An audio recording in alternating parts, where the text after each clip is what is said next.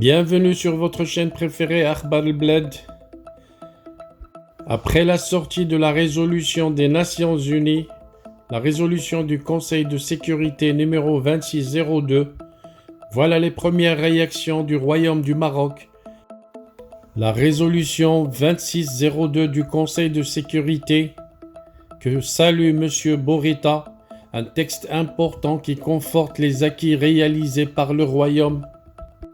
Le ministre des Affaires étrangères, de la coopération africaine et des Marocains résidant à l'étranger, Nasser Bourita, a salué depuis un instant la résolution 2602 du Conseil de sécurité de l'ONU, affirmant qu'elle vient confronter les acquis réalisés par le Royaume dans le dossier du Sahara, rendu possible grâce à l'engagement personnel et au suivi permanent de Sa Majesté le roi Mohammed VI.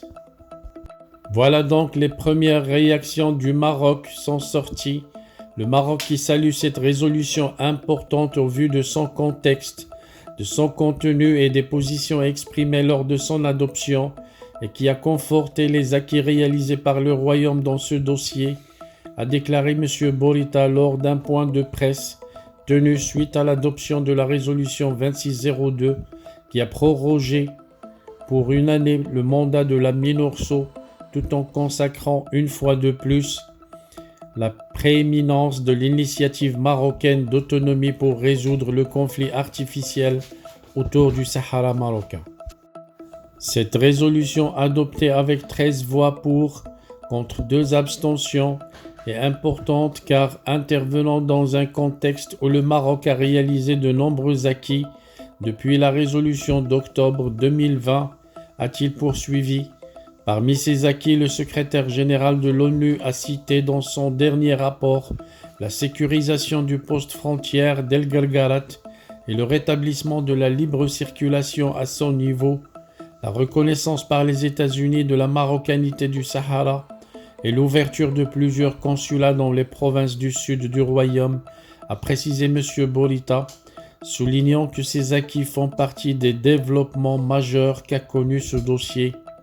La résolution 2602 apporte 5 réponses importantes aux manœuvres et agitations des adversaires de l'intégrité territoriale du Royaume, a soutenu le ministre, citant dans ce cadre les tables rondes avec la participation de toutes les parties comme seul mécanisme de gestion du processus politique, la finalité du processus devant déboucher sur une solution réaliste, durable et basée sur le compromis, la responsabilité de l'Algérie dans ce processus, la profonde inquiétude du Conseil de sécurité concernant la rupture du cessez-le-feu, et nous connaissons la partie qui a officiellement déclaré son retrait de ces accords, et enfin le plan d'autonomie comme seule perspective d'une issue au dossier du Sahara marocain.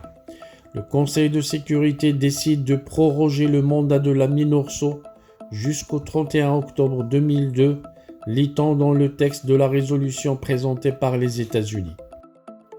Dans ce contexte, l'instance exécutive des Nations Unies a consacré encore une fois la prééminence de l'initiative d'autonomie présentée par le Maroc le 11 avril 2007 en se félicitant des efforts sérieux et crédibles du Royaume reflétés dans la proposition marocaine.